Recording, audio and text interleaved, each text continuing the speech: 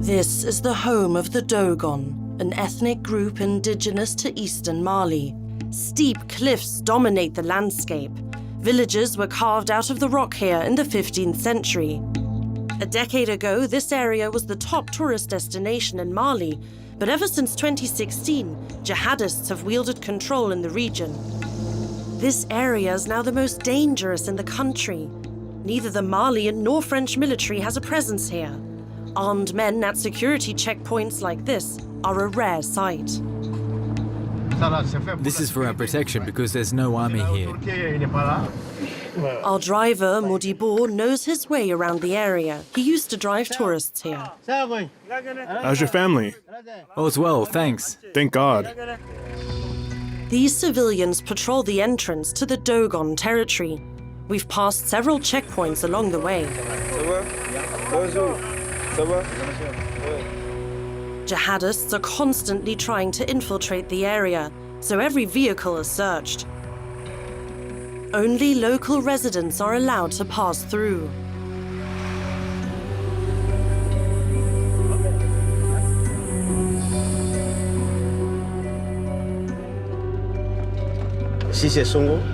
We're now in Songo. There's a training camp for hunters here. They're training right now, here.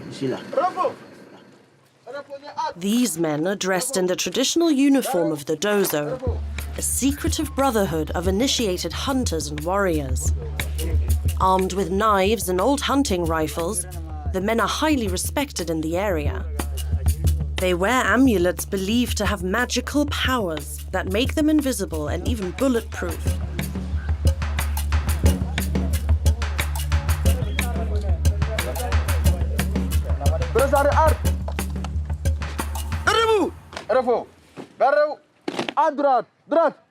The Dozo have formed a militia. Many in the village have joined the Dozo to fight the jihadists.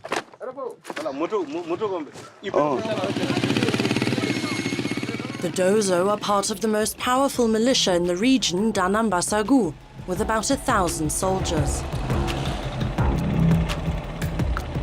Their leader is Yusuf Toloba. He doesn't often show his face. Fearing assassination, he seeks safety in the rocky cliffs. Commander Mato takes us to him.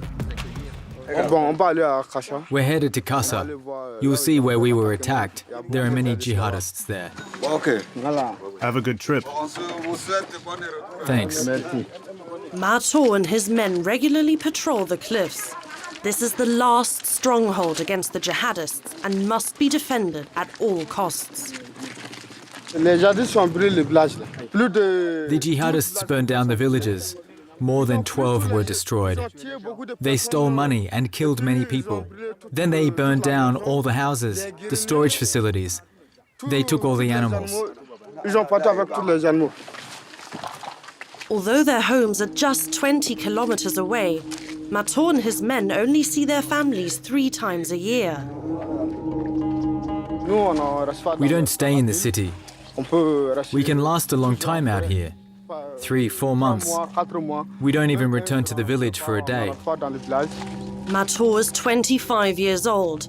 10 years ago, he dropped out of school to join the Dozo and fight.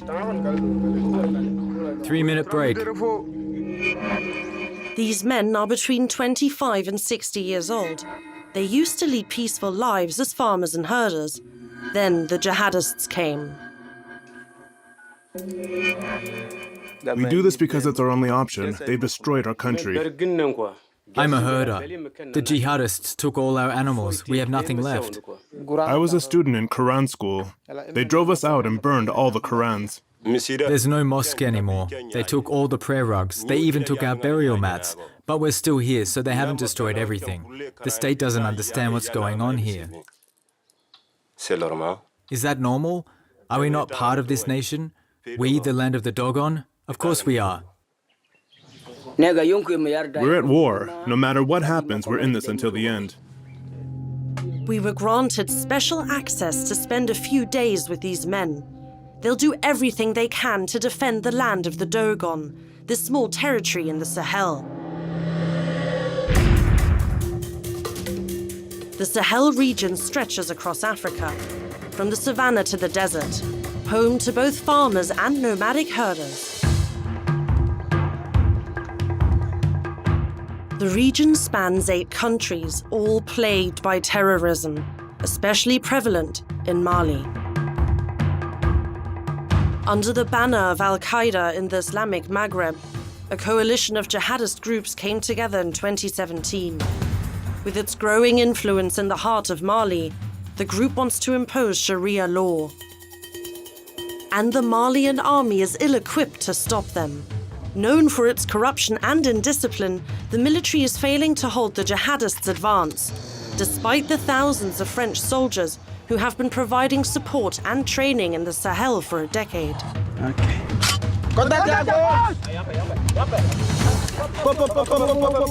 Repeated coups have weakened the Malian government and left large parts of the country neglected. The Dogon have formed self-defense groups, but without the presence of state. The government doesn't give us weapons. We're in our caves, and when jihadists come by, we kill them and take their weapons. State authorities, old tensions between farmers and herders are resurfacing.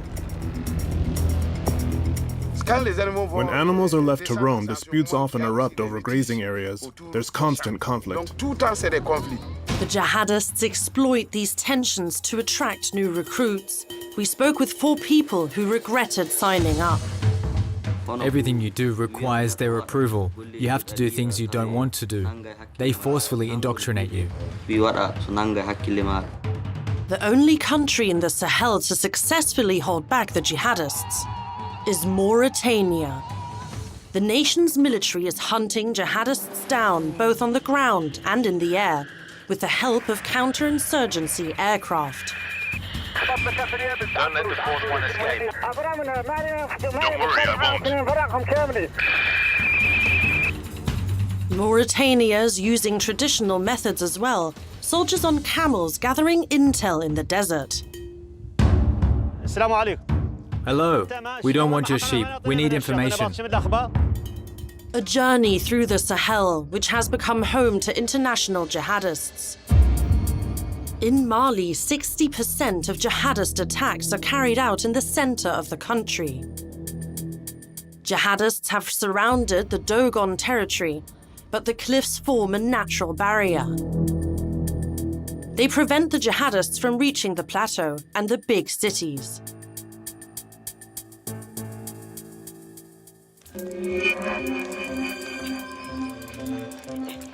In the cliffs, the Danam Basagu is the only militia mounting a resistance. Commander Mato and his men are fighting in a hostile environment. Temperatures can reach 45 degrees Celsius in the shade. The vegetation is sparse, as is the food supply. It's not yet ripe. In wintertime,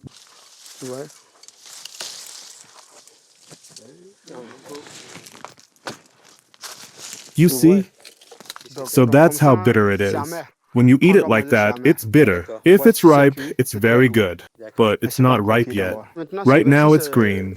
When it gets ripe, it's very yellow. you don't have anything else to eat. The Dozo rely on support from villagers who climb the steep cliffs to deliver supplies. Bashir is one of them. Glory, respect, glory to you. They touch their hands to the ground in greeting, a sign of utmost respect. Bashir brings the hunters food. He returned to his home region a year ago to support the fighters.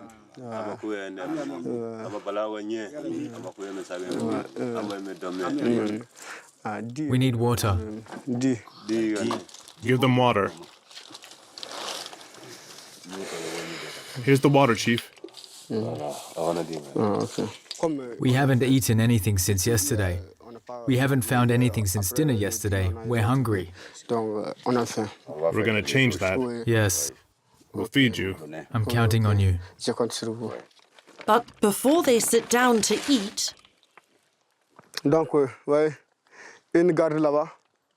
Commander Mator stations guards around the camp. Come over here. Yes. There are many jihadists there. Some 30 jihadist units operate on the plains below. The closest one is only a kilometer away. From this vantage point, we're able to see when they climb up, even without binoculars. That's why we're here. We'll clean the rifles.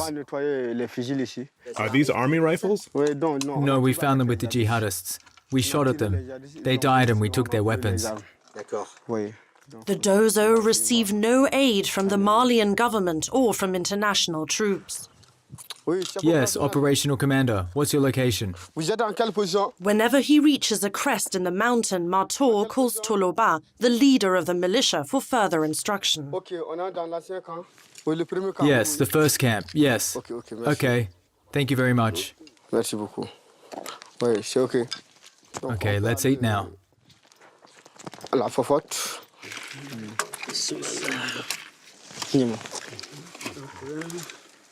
Here, mealtime is holy. The men eat their food in silence, without putting down their weapons.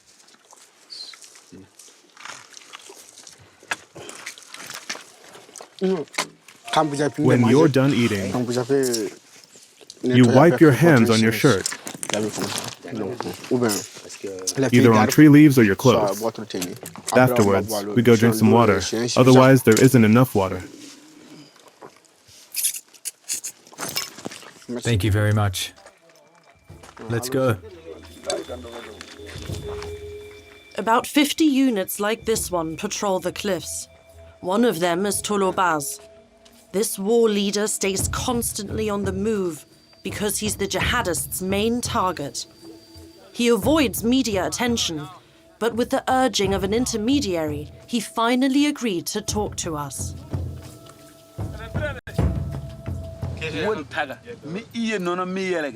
Tell him that you're the only reason I came this morning. I had no intention of coming. I don't even meet with people from my village. You can ask them. They see me when I pass by, but that's it.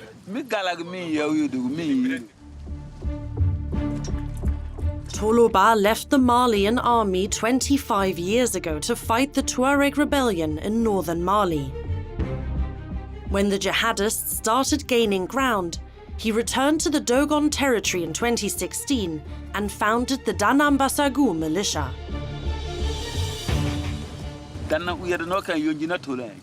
All the hunters you see here are Malians. There aren't any foreigners. The government doesn't give us weapons. We're in our caves, and when jihadists come by, we kill them and take their weapons. The army doesn't help us. France doesn't help us. No one helps us. But the locals are on our side. To this day, Toloba and his hunters have managed to maintain control of the cliffs. But the jihadists have carried out several devastating raids over the years. Since 2016, 12 villages have been pillaged in the commune, Kasa.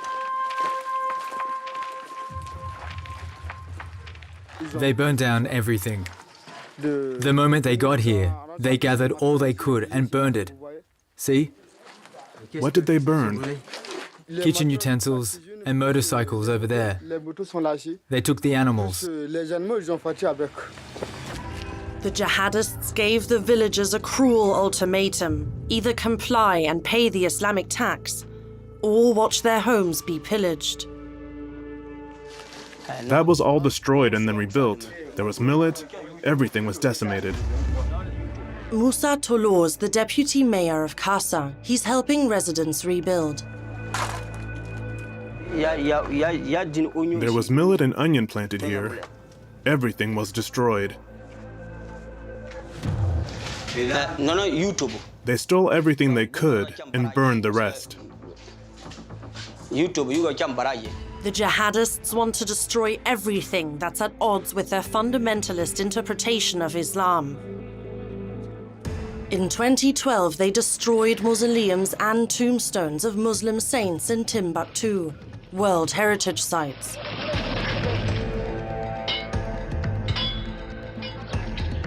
They also smash tribal art, including these statuettes.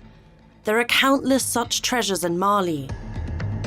Many here believe that natural objects have souls. The cliff is the last line of defense against the jihadists. There are only a few routes that lead to the plateau. Mato and his men risk their lives defending it. You see this? Packaging of the ammunition. And they were eating cookies. Jihadists tried to enter this way 5 months ago. They ate here. And they attacked us. You were up there? Yes, we were up there and they were below. How many? About 100. We had about 24 men.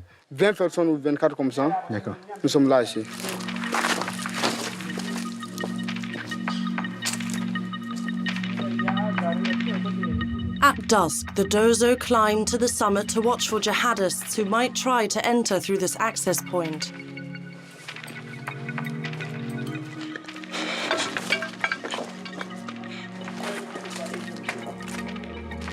This is where Mato's unit was stationed.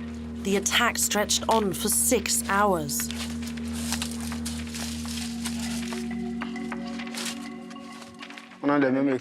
Our team was here, yes. They ran and came with a rocket launcher and many other weapons and ammunition. They have more resources than we do. Anyone from your side injured? There were casualties. There were. Yes, injuries and deaths. Really? Yes. Mato lost 7 men during the attack. But we will never surrender. Even if we have to sacrifice our lives, we'll do it together because this is our home, our territory, the land of the Dogon. If we had to leave our land, where would we go? The military isn't coming. What else can we do? There's no other choice. We're exhausted, but we're not backing down. I've never backed down since the day I was born. That's why they call me Mato. That means hammer. The little hammer hits the big stone.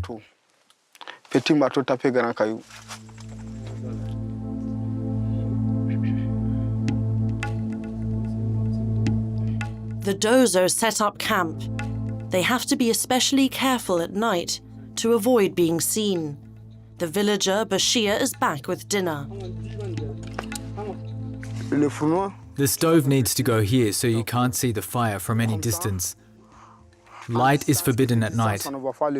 If we want to smoke, we have to hide, like this.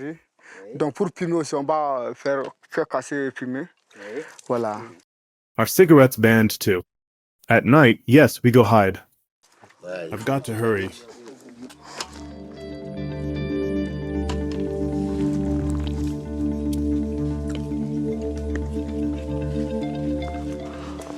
You see that? That's how they sleep. Right on top of the boulders, Always. weapon in hand.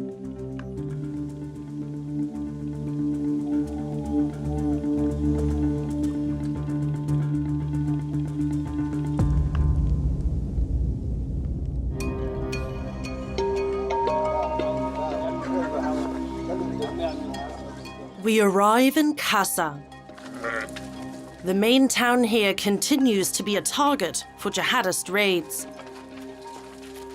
As is customary, the Dozo must remove their hunting clothes and magical amulets. We take our clothes off because for us, clothes are forbidden in the village. The women and children are afraid of our clothes. Ils ont peur? Ils ont peur, oui.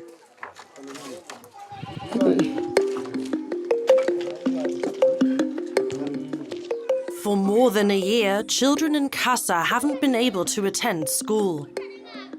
Teachers fled after the last attack. The classrooms are used as temporary housing for the hunters. Oh, monsieur le maire. Monsieur le maire. Mato's meeting with Musa Tolo, the deputy mayor. Hi. Hello. How are you? How's everyone? All good? No issues? Everyone's fine. God bless you. You're our sole protectors. You're the guardians of the fatherland. The jihadists have tried to attack Kasa 6 times. Thanks to Mator and the Dozo, they haven't been successful. Does the government not listen to you? Don't they know what's happening? The government knows what's happening, but they're afraid to come here because the area is overrun with jihadists. They're scared. Even the mayor's not here. He stays in Koro. Musa Tolo is the only government official here who has not deserted his post. When his superiors fled, he turned to the traditional spiritual leader, Hogon, to discuss the community's economic and security problems. They took all the grazing livestock. What do they do with the animals they steal? I have no clue what they do. They probably eat them after they've stolen them or sell them.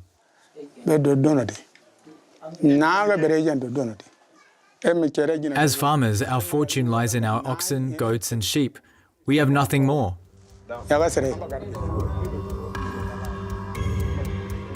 An ox costs 6 times the monthly wage of the average Malian. With 68 million cattle, Mali supplies most of the beef in the region, exporting to Senegal, Ivory Coast, and Burkina Faso.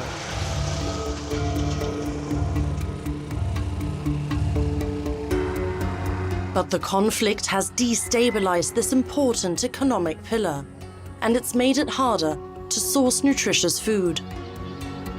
The 25,000 people who live in Dogon's largest town, Bandiagara, have been especially devastated by the scarcity of meat.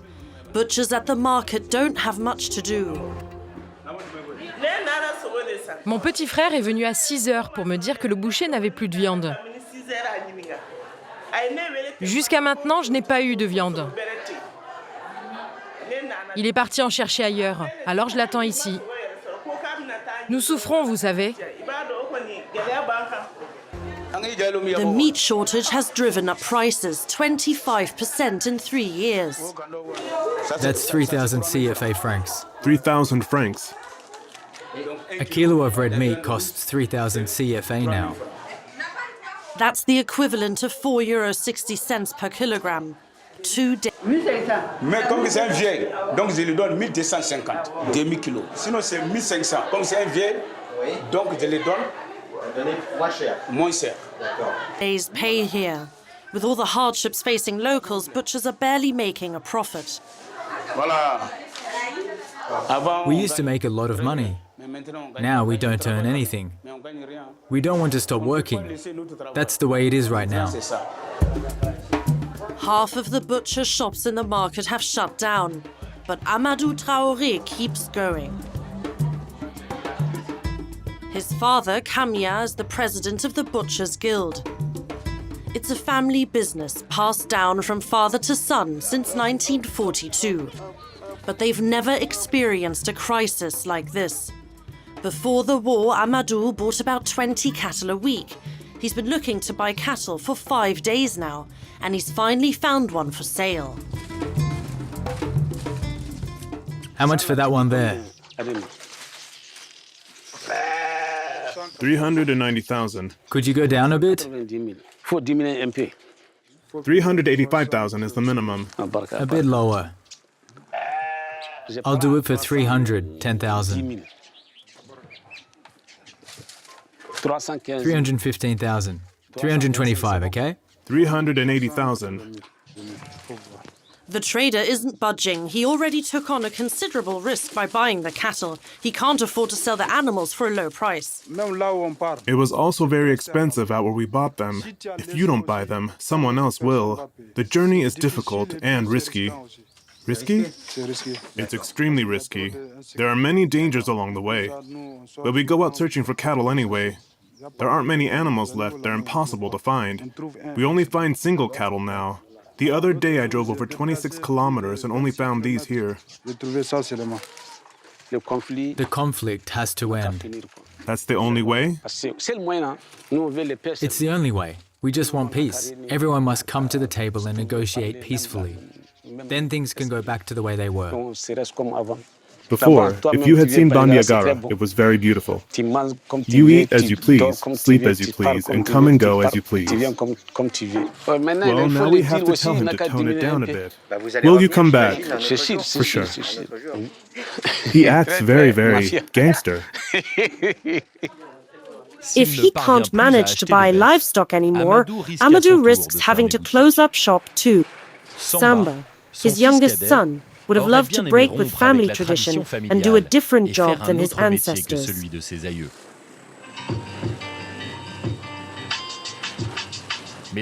But the war put an end to his dream. I work 2 jobs. I'm a butcher and a rapper. This is traditional rap. Samba, 34, has been rapping since he was 16. Before 2016, he used to perform in front of hundreds of people. Today, his only audience is a few kids from the neighborhood. Ever since the war came, I haven't been able to put on a concert. We got scared because of the threats. We can organize a concert. The villains can come in to attack us. I'm looking for a beat for love.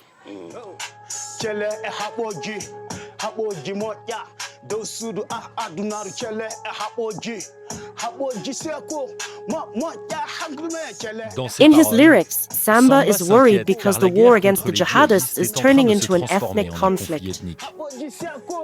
Samba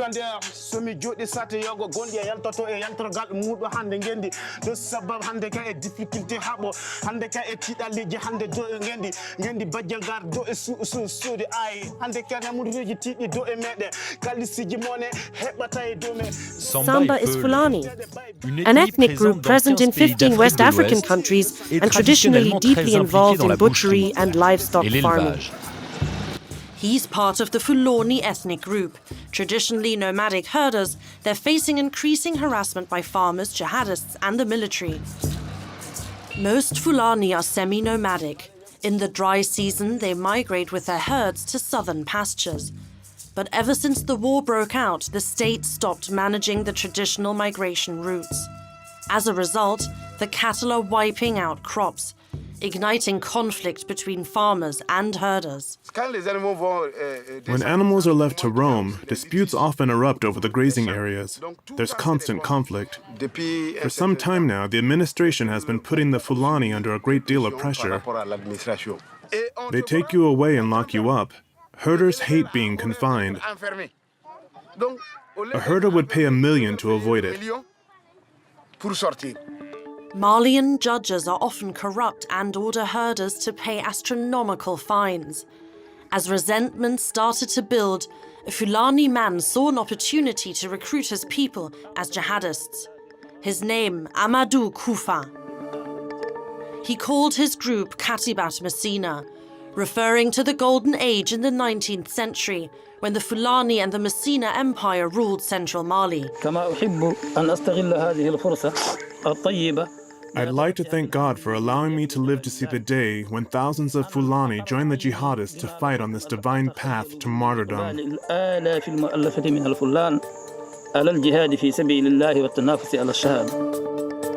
Amadou Kufa started out as a preacher in the 1990s.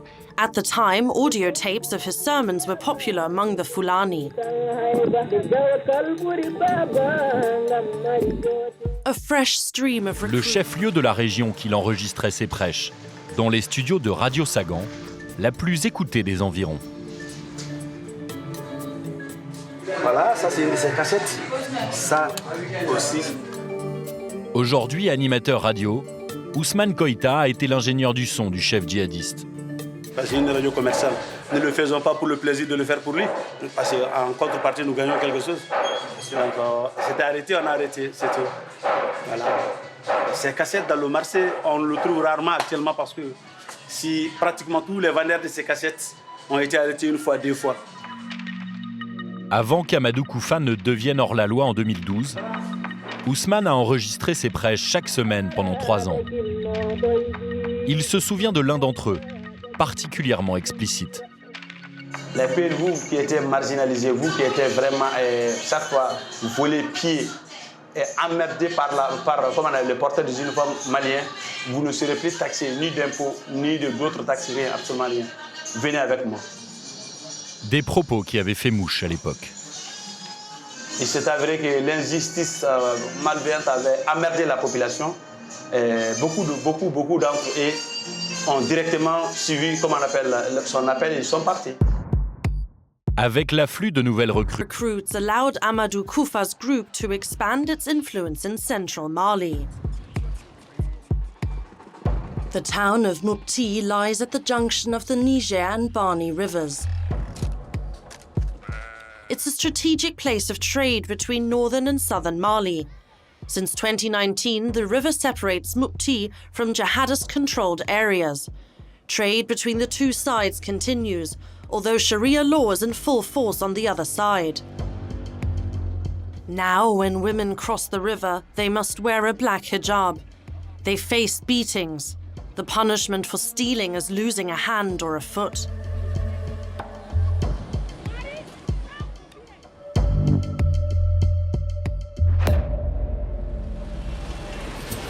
Four former jihadists who used to live across the river agreed to meet with us. All 4 are Fulani and say they joined the jihadists because they were persecuted. This former herder says his village was invaded by the Malian army and attacked by Dozo hunters.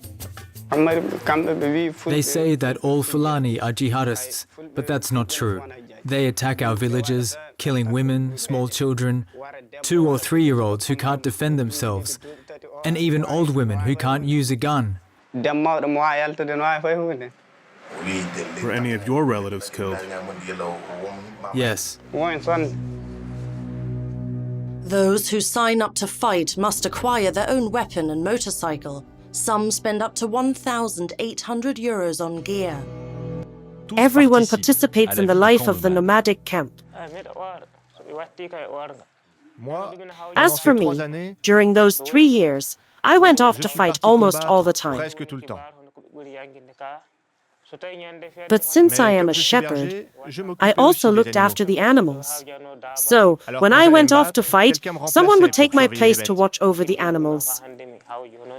There were many cows, often more than 1,500 cows. Sometimes more, sometimes less. Among these animals, there were also those we had taken from our enemies. Those who go to war are entitled to their share of the loot. However, the emir skims off 60% of it to finance the Katiba's operations. For this ex-combatant, this distribution is unfair, and he lets his leader know. Before coming, I was not satisfied with the white man's justice.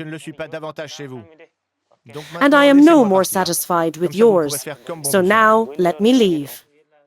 But the main reason for their departure is the austere lifestyle imposed. The jihadists apply a Salafist interpretation of the Quran. I couldn't do what I wanted.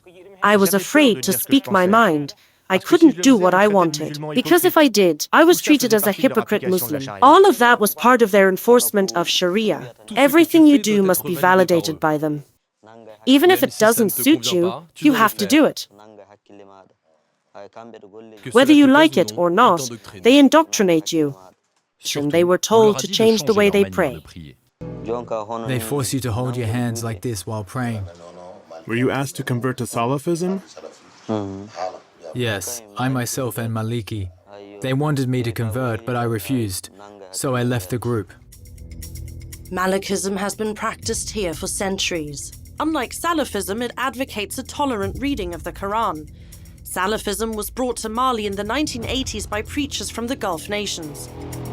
These 4 men were disappointed the jihadist life wasn't what they'd envisioned, so they returned home to live alongside their former neighbors of various ethnicities.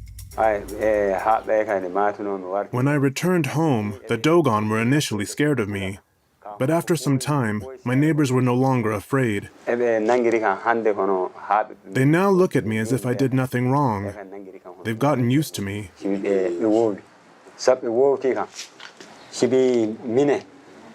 The Fulani and the Dogon will always need each other. To cultivate the fields, to build houses, to dig wells, that's what the Dogon do best. Livestock farming is the Fulani's expertise.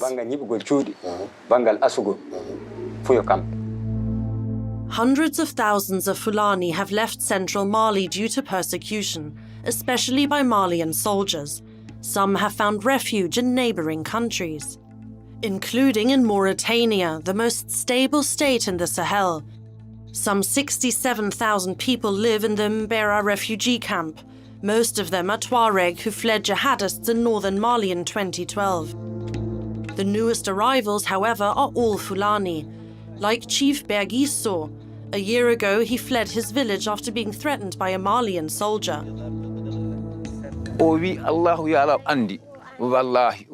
The soldier said to me, "I swear to you, I will not say it twice.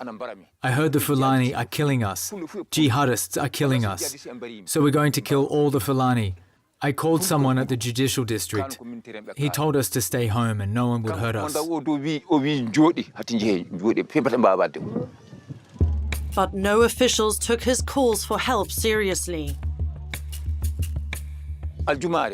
The military returned to the village the next Friday. First, they surrounded us. That was between 1 and 2 p.m. Then they invaded the village. They attacked everyone there. They went into the rooms and dragged sick people out of their homes. They killed 7 people. The Fulani were terrified. Bergi helped send 1,000 families to Mauritania. People live in peace here. I thank God for that. Right now, I wouldn't even go back if they chartered a plane. We'll never forget what they did to us. They murdered people.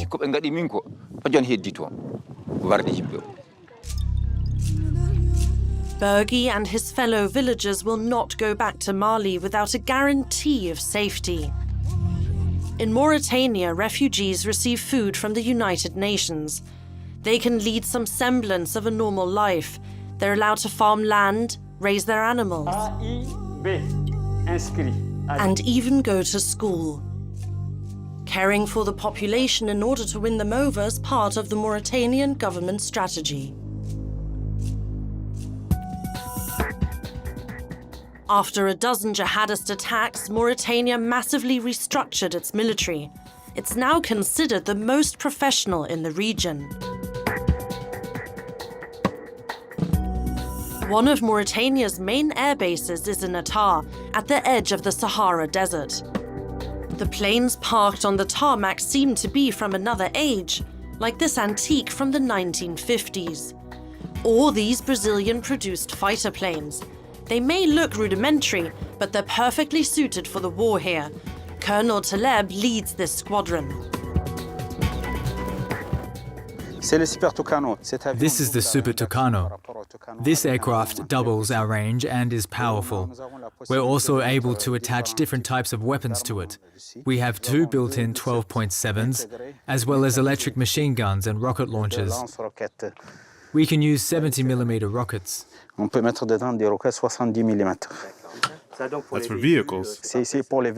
Yes, that's for vehicles. What weapon we choose often depends on the target. One advantage to these fighter planes is they're agile and able to land on uneven runways in the middle of the desert. But first, the Air Force has to pinpoint the enemy's location. That's where this reconnaissance aircraft comes in.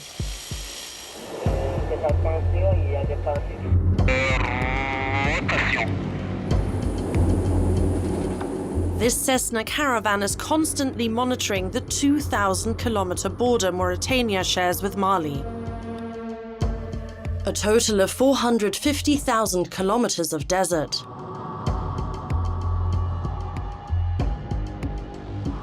Lieutenant Yusuf operates the sensors. He controls the high-resolution cameras with a range of up to 20 kilometers. The Malian border is lined with terrorists, Al-Qaeda. There are smugglers of every kind, for drugs, weapons, gold, all kinds of things. In their eyes, jihadists and black market traders are closely linked. The country, among the poorest in the world, has spared no expense here. Each surveillance system costs $1 million and makes it possible to search the ground in all conditions.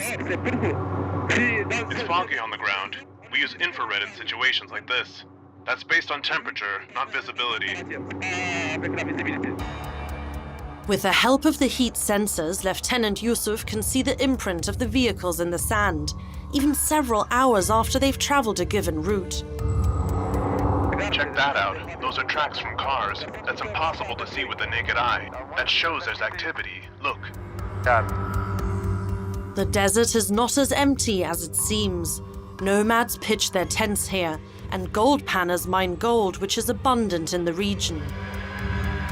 This is one of the trucks that's used for transporting supplies. When he spots weapons, Lieutenant Yusuf alerts the command. High-ranking officers order the raids. Over the past 3 years, Colonel Taleb and the pilots at the Attar base have intercepted 25 pickup trucks from smugglers or jihadists. We obtained exclusive footage from a mission in January 2019. Found them. Okay, aim for the last one before they can see you. Zero in on the last one and strike. On this day, the Mauritanian army destroy 4 jihadist trucks. Hold on. I'll shoot the 4th one. Don't let it escape. Don't worry, I won't.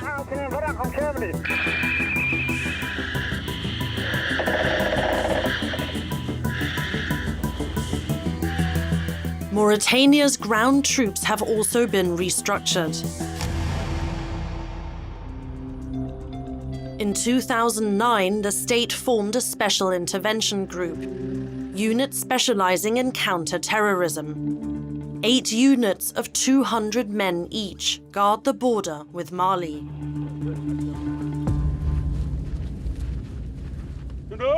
Attention! Are you ready to fight? To your posts.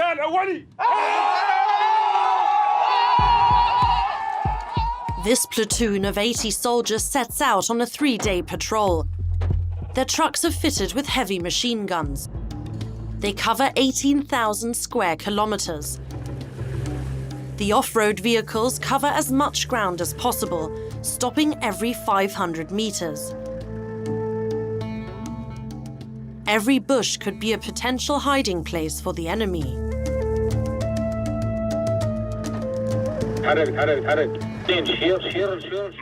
Move. Give your comrade the signal to follow you. Tell him to weave between the trees and move fast. To fight the jihadists, the army also relies on human intelligence. Come. Don't go any further. How are you? Are you okay? And in the village, is everything okay? I hope there's no problem. Hello. Come a little closer now. The herders are constantly crossing the savannah, a valuable source of information. Seen anyone new? No one. All well with you? Yes, thank God. Thank God. Okay, you're free to go. Jihadists would not go unnoticed by the nomads. To gain their trust, the military brings them medicine every month. And each time, they get a welcome party. When the military comes to a village, this is how they're greeted. They're given a warm welcome of brotherhood, friendship, and love.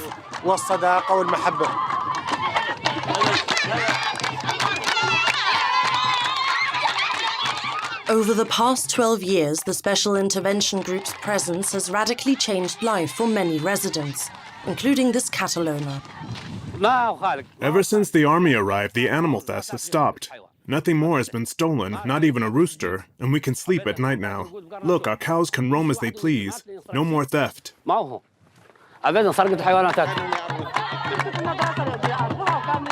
The Mauritanian government doesn't just focus on security. They also want to avoid what's happened in Mali, where many residents feel left behind. That's why the government in Mauritania started a citizen police force in the most remote parts of the country,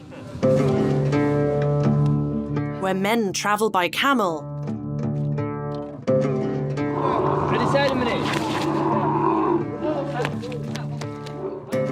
25 soldiers are preparing for an expedition spanning several days.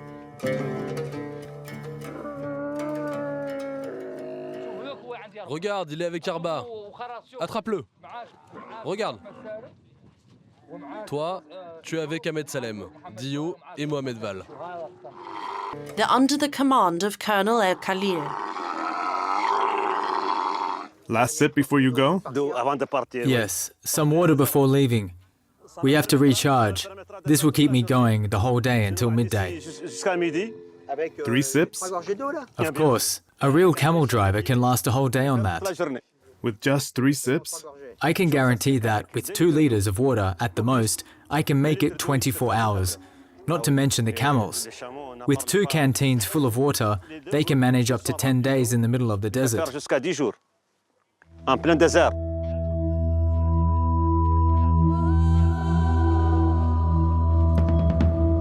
Although camels can cover 65 kilometers in a day and carry 400 kilograms, they're stubborn animals and can be difficult to maneuver. To be part of the camel cavalry, it's required to be a nomad and have a thorough knowledge of the region, its people, and dialects.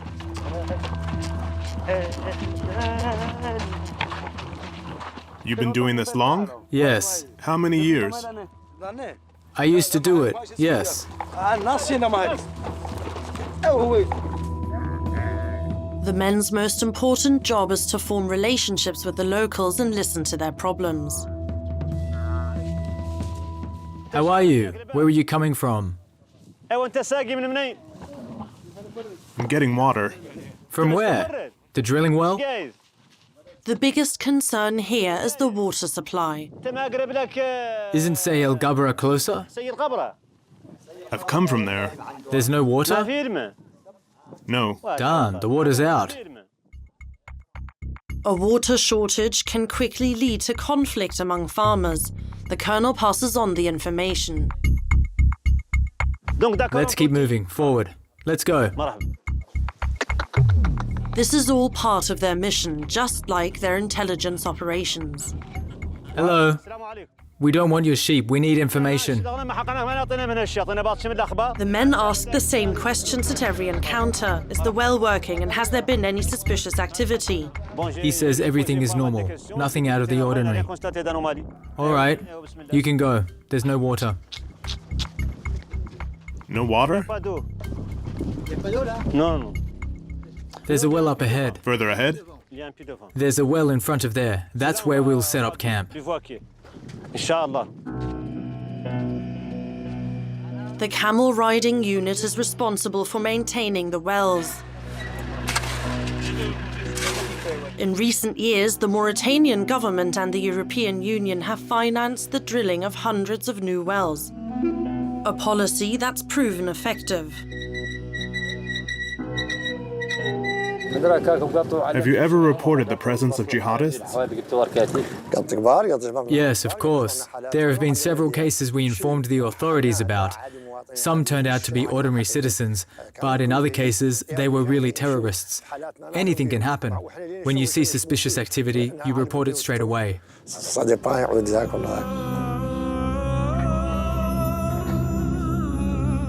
Another benefit of these wells, locals can stay in these desert areas, which might otherwise become a haven for jihadists from Mali.